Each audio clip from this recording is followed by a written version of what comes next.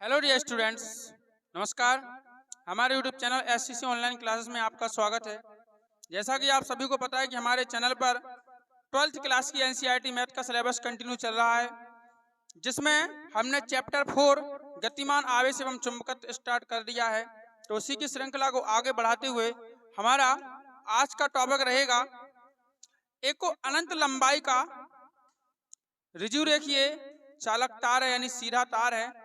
उसके कारण हमें किसी बिंदु पर चुंबकीय क्षेत्र की तीव्रता ज्ञात करनी है, जो कि बेटा बायो-सैवर्ट के नियम के अनुप्रयोग के अंतर्गत आता है। या अब हम क्या चालू कर रहे हैं, कल हमने मतलब पिछली क्लास में क्या पढ़ा था, बायो-सैवर्ट का नियम। अब बायो-सैवर्ट के नियम के अनुप्रयोग पढ़ रहे हैं हम, ठीक है ना। तो अनुप्रयोगों में हम 3 अनुप्रयोग पढ़ेंगे। एक अनंत लंबाई का सीधा धारावाही चालक तार के कारण विद्युत चुंबकीय क्षेत्र। दूसरा पढ़ेंगे वृत्तीय लूप या वृत्तीय कुंडली के केंद्र पर चुंबकीय क्षेत्र। और तीसरा पढ़ेंगे हम वृत्तीय कुंडली के अक्ष पर चुंबकीय क्षेत्र। तो ये हमें 3 अनुप्रयोग पढ़ना है इसके। तो चलिए हम पहला अनुप्रयोग देखते हैं, ठीक है।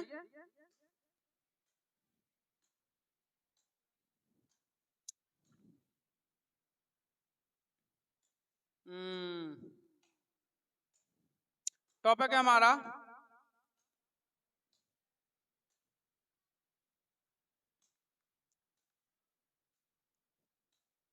अनंत लंबाई के सीधे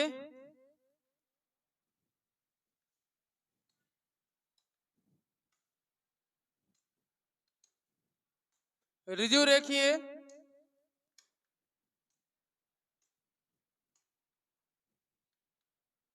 धारावाही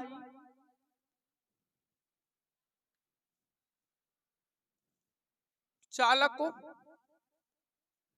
तार के कारण चुंबकीय क्षेत्र है ना, चुंबकीय क्षेत्र। ये हमारी इतनी बड़ी हेडिंग है, ठीक है। ये क्या है, पूरी हेडिंग है।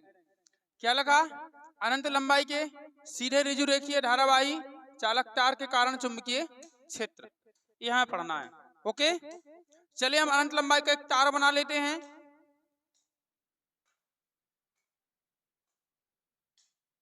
तो ये क्या है बेटा, हमारा अनंत लंबाई का सीधा धारावाही ऋजु रेखीय माने मतलब होता है वही सीधा है। इसकी लंबाई अनंत है। अब चूंकि अनंत लंबाई का तार तो हम बना नहीं सकेंगे बोर्ड पे, क्योंकि इतनी हमारे पास बोर्ड की लंबाई भी नहीं है, ठीक है ना। इसलिए हमने एक छोटा सा तार बना लिया, उसको मान लिया कि ये तार कैसा है, अनंत लंबाई का है। ओके, चलिए इस तार का नाम दे दिया बेटा हमने कितना, एक्स वाई। तार का नाम क्या दे दिया यहाँ पे, एक्स वाई। चलिए इसमें हम धारा प्रवाहित कर रहे हैं। धारा की दिशा क्या रहेगी, एक्स से वाई की ओर। धारा की दिशा क्या रहेगी बेटा, एक्स से वाई की ओर। अब हम क्या करते हैं, इस तार का एक मध्य बिंदु लेते हैं। तार का क्या लेते हैं, एक मध्य बिंदु लेते हैं ओ, ठीक है। और इस मध्य बिंदु से डी दूरी पर, इस मध्य बिंदु से कितनी दूरी पर, डी दूरी पर एक क्या लेते हैं हम, एक कोई बिंदु लेते हैं जिसका नाम क्या है, पी, ठीक है। इसके मध्य बिंदु ओ से डी दूरी पर एक हम बिंदु ले रहे हैं जिसका नाम क्या है बेटा, पी है। अब हमें ऊपर क्या करना है, इसके ऊपर एक अल्पांश लेना है। क्या लेना है, एक अल्पांश लेना है। तो चलिए ए भी ले लेते हैं हम अल्पांश। ए भी क्या ले लेते, एक अल्पांश ले लेते। यहाँ बिंदु रख देना है, ये ए हो गया और ये क्या हो गया आपका बी। ए भी हमने क्या ले लिया, एक अल्पांश। देखो जी हम गाड़ी से दिखा रहे हैं ना, ये क्या है, अल्पांश है। गाड़ी लाइन जो है ना, ये भी ये क्या है हमारा, अल्पांश से, ध्यान रखना। ए इधर देखते जा, बात मत करो। ए भी एक अल्पांश है, गाड़ी लाइन से जो दिख रहा है वो क्या है, अल्पांश है। और इस अल्पांश की लंबाई क्या है आपकी, हमने कहा डीएल। अल्पांश की लंबाई क्या है बेटा, डीएल है। इसमें कोई दिक्कत इतने में नहीं है ना। अब क्या करेंगे, इसको जो ओ है, ए है ना, ए को हम कहां से मिलाएंगे, बिंदु पी से। ए को कहां से मिलाएंगे, बिंदु पी से मिलाएंगे। और जो ये है ना, इसको भी हम कैसे मिलाएंगे, बिंदु ए से। अरे यार थोड़ा ये ऊपर को भाग गया, कोई दिक्कत नहीं है। बस ये बिंदु कहाँ हो गया, ऊपर हो गया। ओके, अब ठीक है। तो देखो ये हो गया हमारा ए बिंदु, ए कहाँ है, थोड़ी ऊपर है, समझ रहे हैं ना, ए तो सही है, ऊपर ही लिखा है, हैं? तो जी हमने इसको मिला दिया। अब देखिए जो यहाँ पे कोण बन रहा है, ये कोण क्या बनेगा बेटा, अल्फा। इस कोण को क्या मान के चल रहे हैं हम, अल्फा चल रहे हैं। कोई इसको फाई भी मान सकता है, कोई इसको थीटा भी मान सकता है, लेकिन हमने क्या माना यहाँ पे, अल्फा माना। अल्फा मानने के बाद इस कोण को क्या मानेंगे हम, डी अल्फा, क्योंकि ये सूक्ष्म कोण है ना। अल्पांश के द्वारा एक बिंदु पर आंतरित किया गया कोण क्या कहलाएगा, सूक्ष्म कोण। अल्पांश हमारा छोटा होता है ना, तो इसको क्या बोलेंगे हम, डी अल्फा बोलेंगे। क्या बोलेंगे, डी अल्फा। तो यहाँ पे लिख देना है आपको डी अल्फा। क्लियर है? अच्छा, जो अल्पांश लिया हमने बेटा ओ बिंदु से, वो कितनी दूरी पर लिया, हमने कहा एक्स दूरी पर।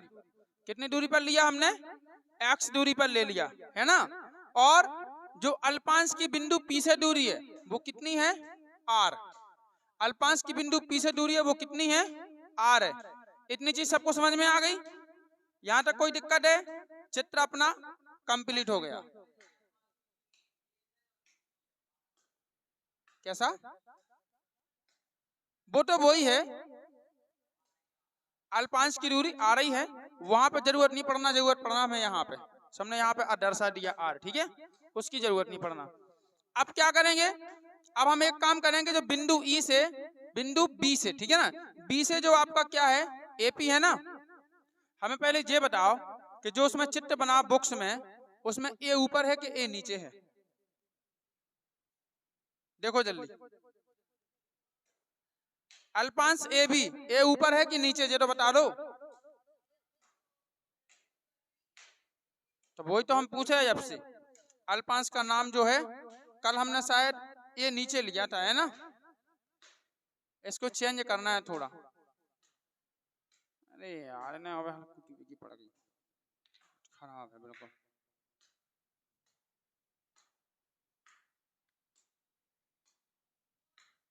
ए और बी, इसकी दूरी कितनी ले ली हमने, डीएल लंबाई है ऐसा। अब ठीक है, ठीक है। तो हम क्या करेंगे, यहाँ से एक लंब डालेंगे, तो यहाँ से हमें लंब डालना है। तो चलिए ये क्या डाल दिया हमने, लंब डाल दिया। लंब डाला तो ये कोण कितने का बनेगा, 90 डिग्री का। कितने का बनेगा ये एंगल, 90 डिग्री का बनेगा, ठीक है। और इसको हम नाम क्या दे रहे हैं, सी दे रहे हैं। क्या दे रहे हैं इसको नाम, सी दे रहे हैं। ओके, बस अब ये हमारा चित्र कंप्लीट हुआ। तो चित्र समझ में आया क्या है, देखो एक्स वाई क्या है, अनंत लंबाई का एक तार है, जिसमें धारा प्रवाहित क्या हो रही है, आई। आई धारा प्रवाहित हो रही, जिसकी दिशा क्या है, एक्स से वाई की ओर, है ना, एक्स से वाई की ओर है दिशा। अब देखो इसका हमने मध्य बिंदु ओ लिया, और ओ से डी दूरी पर हमने एक का ले लो बिंदु ले लिया, और जिसका नाम क्या है, पी, ठीक है। अब इसके बाद फिर देखिएगा, ओ बिंदु से ऊपर हमने क्या किया, एक अल्पांश ले लिया, और उस अल्पांश का नाम क्या है, ए बी। और ए बी की लंबाई कितनी है, डीएल। ए बी की लंबाई कितनी है, डीएल। अब हमने क्या किया कि ए से हमने देखो, यहाँ पे जो बिंदु पी पे दो कोण बन रहे हैं, एक कोण कौन सा बन रहा है, कोण ए पी और ओ, इसको क्या दे दिया, अल्फा। और दूसरा कोण कौन सा बन रहा है, एक इस अल्पांश की लंबाई के कारण, ठीक है ना, इसको आप बोल सकते हो ए ए पी बी या बी पी ए। तो इस कोण को क्या दे दिया हमने, डी अल्फा। इसके बाद बिंदु ए से हमने क्या किया, बीपी पे एक लंब डाला, ठीक है। तो क्या लंब डाला, ए सी, ठीक है ना। तो यहाँ पे कितने का कोण बन गया आपका, 90 का।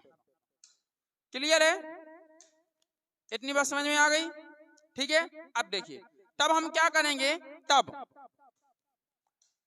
किसके कारण, इस अल्पांश के कारण, किसके कारण, एक अल्पांश के कारण बिंदु पी पर क्या निकालेंगे हम, चुंबकीय क्षेत्र की तीव्रता निकालेंगे। और किसके नियम से निकालेंगे, बायो सावर्ट के नियम से। बायो सावर्ट के नियम से अल्पांश ए बी के कारण बिंदु पी पर चुंबकीय क्षेत्र की तीव्रता तो क्या होगी। अब हमने चित्र पूरा समझा दिया है, इसके आधार पर भाषा आपको लिख लेनी है, ठीक है। तो हम चुंबकीय क्षेत्र की तीव्रता निकालें, चलो यहां से निकाल लें। तो क्या होगा हमारा, dv इक्वल टू, फॉर्मूला पता है क्या होता है, upon 4 pi into IDL sign theta upon कितना आएगा, देखो यहाँ पे आ रही है, आर स्क्वायर आ गया। ओके, समीकरण नंबर कितना आ गया? 1। मिलाते जाना तुम लोग साथ में, और नहीं तो मिलाओ नहीं। तो समीकरण 1 हो गया। तो dv बराबर कितना आ गया? Mu 0/4 into I T S sine theta upon R square. समीकरण नंबर 1 आया कहां से है? बायो सावर्ट के नियम से, जैसा कि हमने पिछली क्लास में पढ़ा था। ठीक है, अब हमें क्या करना है? देखिए, ये हमने जो त्रिभुज बनाया, इस त्रिभुज का नाम क्या है? ए सी और बी। त्रिभुज का नाम क्या है? ए सी और बी। ठीक है, तो हम क्या करेंगे अब? त्रिभुज ए सी बी में, त्रिभुज ए सी बी में, अब बताइए त्रिभुज ए बी सी में हम ए सी बी में काय का फॉर्मूला लगाएं? काय का लगा दें? साइन थीटा का लगा दें हैं? क्योंकि देखो, हमें इसकी लंबाई डी है, कितनी दी गई है? डीएल। तो जीरो क्या होगी? कर्ण हो गई। ठीक है, इसकी लंबाई कितना है? डीएल। और एसी का हमें मान निकालना है, तो एसी क्या बन गई? लंब बन गई। ठीक है ना, और चूंकि यहाँ पे जो कोण है वो क्या बनेगा? थीटा बनेगा, क्योंकि जहां पे लंब डाला है, जहां पे 90 बनाया है, तो 90 के सामने वाली भुजा क्या कहलाती है? कर्ण कहलाती है। 90 के सामने वाली भुजा क्या कहलाती है? कर्ण कहलाती है। तो एसी का मान हमें निकालना है, तो लंब हमें चाहिए। ठीक है ना, और कर्ण का मान हमें अल्फा, वो डीएल दिया गया है। क्लियर है? तो इसमें हम क्या करेंगे? साइन थीटा का फॉर्मूला लगाएंगे। तो इसमें लिखेंगे हम साइन थीटा बराबर क्या होता है? लंब बटे कर्ण, यानी एसी बटे कितना होगा? ए बी होगा, बराबर एसी ज्यों का त्यों रहने दो, और बटे ए बी का मान कितना है? डीएल है कि नहीं? अब डीएल का साइन थीटा में गुणा कर दो, क्योंकि भाग में तो काय में आएगा? गुणा में आएगा। तो एसी बराबर कितना होगा? DL sine theta. ठीक है, समीकरण नंबर कितना हो गया जी? 2। समीकरण नंबर कितना हो गया? सेकंड। ठीक है, अब क्या करेंगे? अब ये त्रिभुज हो गया, अब लगाएंगे हम एक बार पूरा त्रिभुज। कौन कौन सा? ए पी और बी। कौन सा त्रिभुज लेंगे? पूरा लेंगे, ए पी बी। तो हम क्या, अब नीचे कहां तक आ रहा बोर्ड पे? जी बताओ, यहां तक, इतना। ठीक है, अब क्या करेंगे हम? तथा त्रिभुज कौन सा लेंगे? ए पी बी में। अब देखना, इसमें हम सूत्र क्या लगाएंगे? कोण बराबर चाप बटे त्रिज्या। कोण बराबर क्या लगाएंगे? चाप बटे त्रिज्या। ठीक है, एक मिनट, त्रिभुज का नाम गलत हो गया। देखो, ए पी और सी लेना यहां तक का, क्योंकि ऊपर वाला त्रिभुज हमने ले ही लिया। ये वाला त्रिभुज ले लिया ना, ऊपर वाला, ये वाला। अब हमें ये वाला लेना है, नीचे वाला। तो यहाँ पे लिखेंगे हम ए पी सी। क्या कर रहे हैं यहाँ पे? A P C. थोड़ा ये मिस्टेक हो गया था, या एसी भी कछु कर सकता आप। ठीक है, तो इसमें लाएंगे हम कोण बराबर कितना होगा? चाप बटे त्रिज्या। कोण बराबर आएगा आपका चाप बटे त्रिज्या। ओके, अब देखो, तो कोण कितना है इसके लिए? इस त्रिभुज के लिए डी अल्फा। कोण कितना है भैया? D alpha. डी अल्फा बराबर चाप। चाप क्या माना जाएगा? एसी। ये चाप का काम करेगा। आई बात समझ में? कहने का मतलब है कि देखो, हम यहाँ बना के बता रहे हैं कि जैसे मान लो ये हमारा कोई त्रिभुज है, और इसमें कोई लाइन ऐसी लिखी, ऐसी थोड़ी घुमा रहा है, वहां पर घुमी नहीं दिखा रही है आपको, तो ये क्या कहलाएगा? चाप ही तो कहलाएगा। और ये कोण बन गया, ये क्या कहलाएगा? चाप कहलाएगा। चाप ऐसे ही तो होत के नहीं। और ये क्या कहलाएगी? अगल बगल की त्रिज्या कहलाएगी। ठीक है, और ये आप चाप कहलाएगा। तो इसके लिए चाप क्या होगा अपना? एसी। क्या होगा? चाप एसी बटे त्रिज्या क्या है? देखो, ए से लेके पी तक कितनी है? आर। तो एसी बटे आर। आर का यहाँ गुणा कर दो, तो एसी बराबर कितना आएगा? R into D alpha. क्या आएगा? R into D alpha. इसको समीकरण नंबर कितना दे दो? 3। अब क्या करो? समीकरण 2 और 3 में देखो, आपको ये भी एसी बराबर है और ये भी आपका एसी बराबर है, यानी एक साइड बराबर है कि नहीं? तो क्या करो आप? समीकरण 2 व 3 से एक साइड बराबर है तो लेफ्ट बराबर है तो राइट भी कैसी हो जाएगी, बराबर हो जाएगी।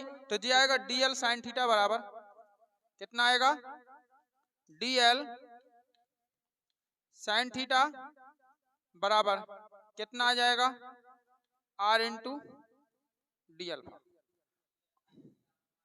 ठीक है, अब क्या करेंगे, अब DL साइन थीटा का मान कहाँ रखेंगे हम, समीकरण 1 में। तो समीकरण 1 से, समीकरण 1 से आ रही तो सही है फिर। तो dV बराबर कितना होगा, म्यू 0 अपॉन 4 पाई, म्यू 0 अपॉन 4 पाई। अच्छा I इंटू, अब DL sine theta, DL sine theta के स्थान पर क्या रखना है आपको, R इंटू डी अल्फा, है ना। तो R into D alpha, alpha alpha, ये अल्फा हो गया और बटे क्या आएगा, R स्क्वायर। इतनी बात क्लियर है, क्या समझ में नहीं आई? ठीक है, अब देखो एक R से एक R तो कैंसिल हो जाएगा, क्योंकि यहाँ पे R घाते दो यानी 2 बार आ रहे हैं कि नहीं, ऊपर एक बार है, एक R से एक R चला गया तो कितना आएगा, देखो इधर dV बराबर जी आएगा आपका म्यू 0 अपॉन 4 पाई और इंटू कितना आएगा, I इंटू डी अल्फा और बटे कितना आएगा, R। क्लियर है, इसमें किसी को कोई दिक्कत है नहीं है ना। अब क्या करेंगे हम, अब इसके बाद क्या करना है बताओ।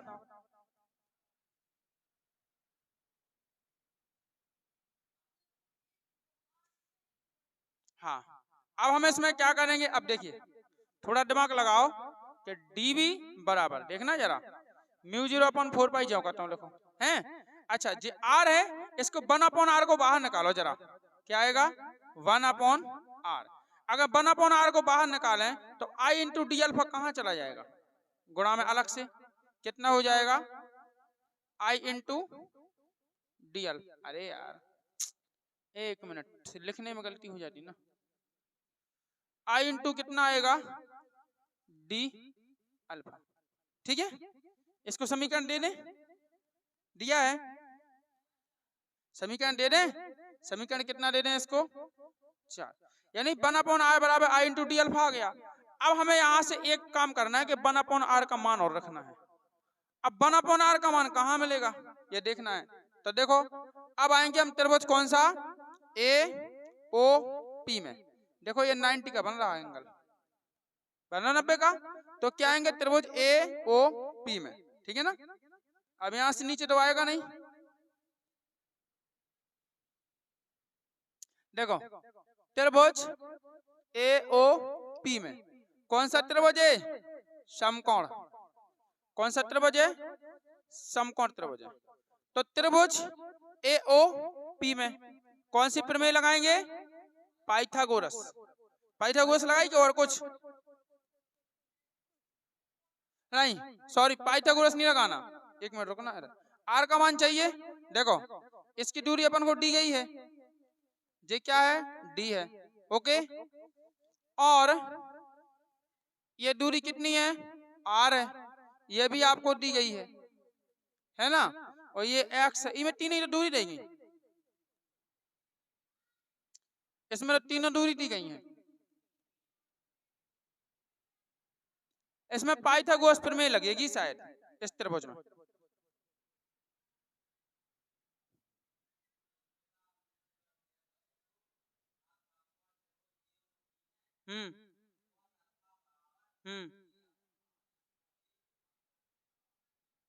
चलो एक काम कर रहे हैं, तो फिर इस दूरी को अभी छोड़ रहे हैं ना, इसके लिए देखो जे आधार है और जे क्या है आपका कर्ण है। तो आधार बटे कर्ण में संबंध क्या होता है, कॉस। आधार बटे कर्ण में क्या संबंध होता है, कॉस। तो इसमें हम कॉस थीटा का फॉर्मूला लगा रहे हैं, कॉस अल्फा बराबर, है ना, ये कोण अल्फा माना हमने, तो कॉस अल्फा बराबर क्या होगा, आधार बटे कर्ण। आधार का मान कितना है आपका OP और बटे कर्ण का मान क्या है AP, ठीक है। तो बराबर OP का मान कितना है D, अपन ने D माना, वो AP का मान कितना माना R। क्लियर। अब यहाँ क्या करेंगे हम के, देखो जो D है ये वाला D, इस D को कहाँ ले जाएंगे, इसके बटे में। तो यहाँ पे 1/r का मान मिल जाएगा अपन को, है ना। ये d है, इसको इसके बटे में ले जाओ, तो क्या करेंगे हम यहाँ पे cos अल्फा और बटे d कहाँ आ जाएगा, यहाँ पे उठ के, तो बराबर यहाँ क्या बचा, कुछ नहीं बचा, तो 1 और बटे नीचे क्या है r। 1/r का मान क्या मिल गया आपको, cos अल्फा अपॉन कितना हो गया d। अब इस मान को उठा के कहाँ रख दो, समीकरण 4 में। चलो रखो, समीकरण 4 से, समीकरण 4 से रखें तो कितना आएगा, dv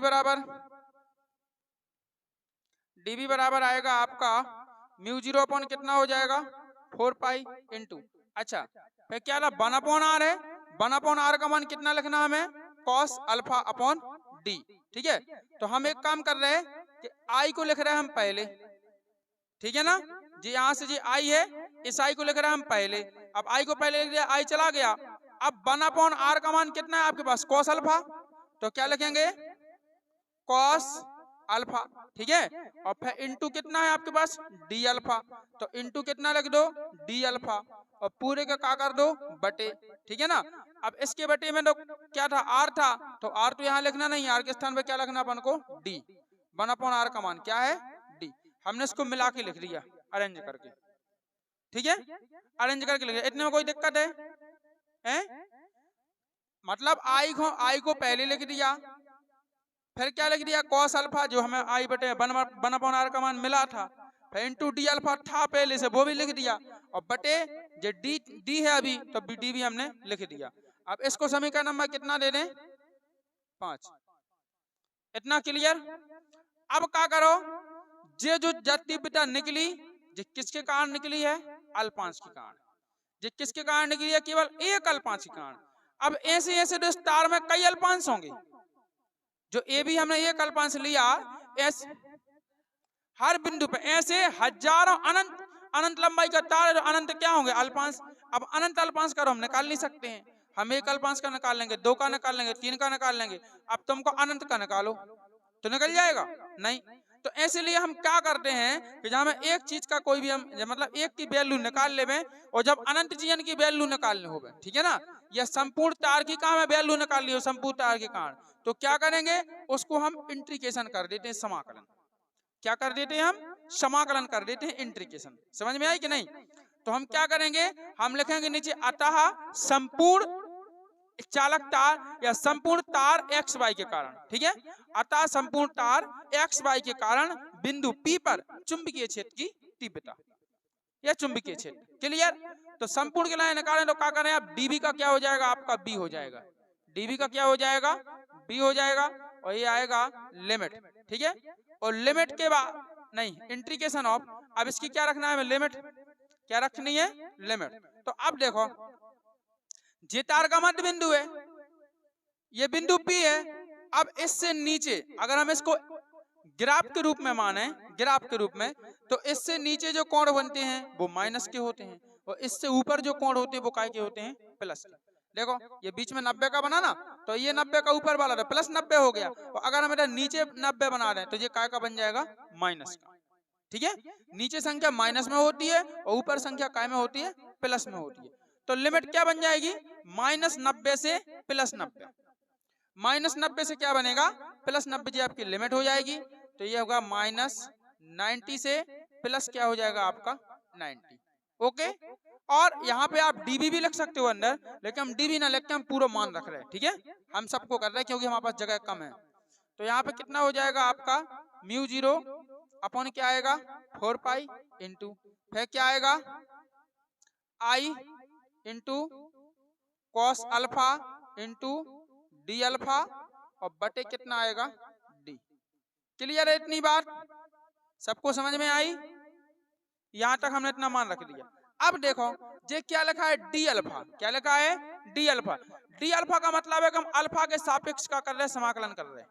क्या कर रहे हैं, अल्फा के सापेक्ष समाकलन कर रहे हैं। तो जो जो अल्फा वाले पद होंगे उसको हम यहीं छोड़ देंगे, और अल्फा को हटा के जो है उन सबको कहाँ निकाल लेंगे, समाकलन से बाहर। क्लियर, उनको समाकलन से बाहर निकालेंगे। तो देखिए इधर होगा क्या, ये आएगा आपका b बराबर, अब देखो μ0 अपॉन 4 पाई बाहर निकले कि नहीं, μ0 अपॉन 4 पाई बाहर निकल जाएगा। अच्छा यहाँ से i भी बाहर निकलेगा, बटे डी भी बाहर निकलेगा। अंदर क्या बचेगा, cos alpha into D alpha, इतनी बचेगा। तो अंदर पहले लिमिट लगा दें -90 से +90 तक, और जी आएगा आपका अल्फा नहीं सॉरी कॉस अल्फा इंटू कितना आएगा डी अल्फा। क्लियर। अब इसका करना है क्या हमें, समाकलन, ठीक है ना। इसका समाकलन करना है। अब यहाँ पे कहाँ बनेगा, स्टेप बड़ा बड़ा है, इतने में। चलो देखो, तो ये कितना हो जाएगा, b इक्वल टू μ0 अपॉन 4 पाई, तो जो को तो रहेगा है ना, और i अपॉन डी जो को तो रहेगा, i अपॉन कितना आएगा d आएगा। अब क्या करो, आपको पता है cos alpha into D alpha, cos alpha का समाकलन होता है sin अल्फा, हो cos अल्फा का समाकलन क्या होता है sin अल्फा। तो यहाँ पे आएगा आपका sin अल्फा। अब सूत्र लग गया तो डी अल्फा क्या हो गया, गायब, ठीक है। अब गायब हो गया डी अल्फा। अब देखो ये होगा -90 से +90 तक, ये अपनी वैल्यू। अब क्या करना है, अब कुछ नहीं करना है, बस अब लिमिट बस रखना है। क्या रखना है, अब लिमिट, इंटीग्रेशन हो गया। अब लिमिट रखने के लिए हम कहाँ जाएं, हम एक काम कर रहे हैं, यहाँ जा रहे हैं इतने में। ये डायग्राम जो है उसको हम मिटा रहे हैं, मिटा दें, ठीक है। तो देखिए हम इसका डायग्राम अब मिटा रहे हैं, क्योंकि डायग्राम का कोई काम नहीं है, अब तो बस केवल आंसर बस निकालना है, ठीक है। डायग्राम को हम यहाँ से मिटाएंगे, रब करेंगे, ये हो गया इतना है, बिल्कुल, क्यों, अरे हाँ सही में, चल है नहीं, इतना तो हो जाना दो। b बराबर, देखो b बराबर कितना आएगा, μ0 अपॉन 4 पाई और i अपॉन डी, जीरो लिखा ही लो। कितना आएगा, μ0 upon 4 pi into i upon कितना आएगा d आएगा। अब रखेंगे हम लिमिट, हैं तो cos अल्फा की जगह पे वो sin अल्फा आया ना समाकलन, तो sin अल्फा की जगह पे क्या आएंगे, रखेंगे sin 90। पहले उच्च सीमा रखना और फिर क्या होती है निम्न सीमा, निम्न सीमा, तो फिर क्या आएगा आपका माइनस, और फिर क्या आएगा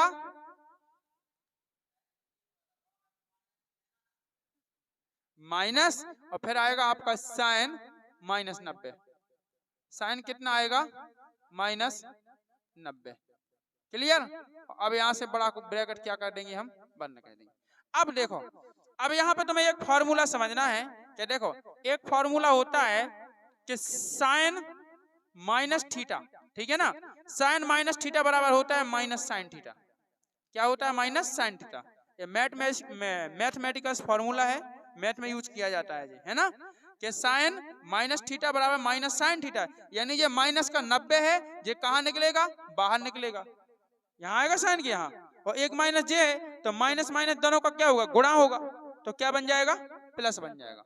तो देखो हम थोड़ा इसको डायरेक्ट कर रहे हैं, समझ जाना आप कि b बराबर कितना आएगा, μ0 अपॉन कितना आएगा 4 पाई इंटू कितना आएगा i अपॉन डी, है ना, ब्रैकेट चालू। अब देखो इधर साइन 90 की वैल्यू कितनी होती है 1, फिर माइनस गुणा माइनस एक जे माइनस आना है, तो क्या बन जाएगा यहाँ प्लस, और फिर साइन 90 की वैल्यू कितनी होती है 1। क्लियर है। तो कितना आएगा, b बराबर आएगा आपका μ0 अपॉन 4 पाई और इंटू एक और एक कितने हो गए, और 2 का गुणा i में किया तो 2i और अपॉन डी। यही क्या है, काटना है, कितनी रहने देना, काटना है जैसी आपकी मर्जी। हाँ जो 2 से 4 काटना है। देखो कहीं कहीं इतना फॉर्मूला दिया जाता है और कहीं कहीं 2 से 2 कटता है, काट दो, आपकी इच्छा हो तो काट दो, हैं खत्म। वो मैं कही कंडीशन 2 दूनी कट गए, अब तो ठीक है 2 दूनी 4, तो कितना आ गया, b बराबर आएगा आपका μ0 अपॉन कितना होगा 2 पाई आएगा, और इंटू क्या बनेगा i अपॉन डी। बताइए, इसमें कुछ कठिन है? समीकरण नंबर कितना हो गया? ए। आपको बस त्रिभुज बस ध्यान रखना है, केवल त्रिभुज और कुछ नहीं। अगर त्रिभुज ध्यान रख लिए आपने निकाल दिया तो बस फिर तो कर ही दोगे समाकलन। ठीक है, तो ये हो गया हमारा। बताइए, कहीं कोई दिक्कत है किसी को? समझ में आई? हाँ बताओ, इसमें है कंडीशन? क्या है पहली कंडीशन? क्या है?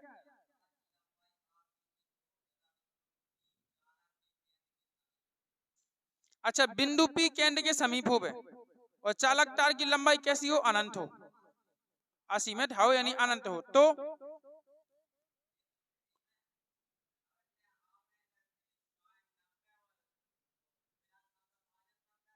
हाँ उसे कछु नहीं है। हाँ सो फिर हम्म हम्म हम्म सौ को आंसर गिरेगा और डायरेक्ट आंसर बताओ। हाँ हाँ 2i अपॉन हाँ हाँ हाँ हाँ हम्म हम्म उससे क्या है? मतलब वही को वही है, मतलब वही को वही आगो। वही तो फई के बाद फे है कछु दूसरी में का है? हम्म हाँ तो फिर बस तो आंसर तो यही है। इसमें बेसिक कंडीशन नहीं लगी, तभी तो हमें लगवाई नहीं, हमें लगाना देते। ठीक है, तो इस प्रकार से बेटा ये अनंत लंबाई का जो चालक तार है उसके कारण किसी भी बिंदु पर चुंबकीय क्षेत्र की तीव्रता का ये व्यंजक है। ठीक है, ये बहुत ही इंपॉर्टेंट है, क्वेश्चन आता है। और देखिए आपको एक बात ध्यान रखना है कि ज्यादा शॉर्ट के चक्कर में नहीं बैठना, शॉर्ट आपको पढ़ना है, पूरा डिटेल से पढ़ना है। क्योंकि अब की बात तो माध्यमिक शिक्षा मंडल भोपाल द्वारा आदेश जारी कर दिया गया कि इस बार ब्लूप्रिंट भी नहीं आना है। किसी भी चैप्टर में कितने भी अंक पूछ सकते हैं, कोई ब्लूप्रिंट नहीं। यानी कहने का मतलब है कि सीबीएसई पैटर्न पर ही अब पेपर बनेगा। अब पेपर बनेगा सीबीएसई पैटर्न पर, उसमें बताया नहीं जाएगा कि किस पार्ट में से कितने कितने नंबर के क्वेश्चन आना है, ये नहीं बताया। सिर्फ ये पता चलेगा कि हाँ इस पार्ट में से इतने अंक का टोटल आना है। अब एक एक नंबर क्या आ रहा है, दो नंबर कितने आ रहे हैं, ये नहीं। और जो ऑब्जेक्टिव क्वेश्चन है वो बंद होना है, उसके स्थान पर क्या आना है, रिक्त स्थान आना है। अब इसलिए आपको ध्यान रखना, पूरा पढ़ना अच्छे से। जो ना बने वो कमेंट करके हमसे पूछ सकते हैं, हम दोबारा आपको बताएंगे। ठीक है, और ज्यादा कठिन डेरिवेशन है नहीं, बहुत ही सिंपल है। अगला अनुप्रयोग लेके आएंगे हम वृत्तीय कुंडली के केंद्र पर चुंबकीय क्षेत्र, और फिर और अगला होगा हमारा वृत्तीय कुंडली के अक्ष पर चुंबकीय क्षेत्र। तो ये दोनों हम आपको कवर करवा देंगे। फिर जाएंगे हम कहाँ पे, वो एक वो होता है ना एम्पियर का परिपथीय नियम, फिर उस पर जाएंगे, फिर उसके अनुप्रयोग करेंगे। ठीक है, हैं?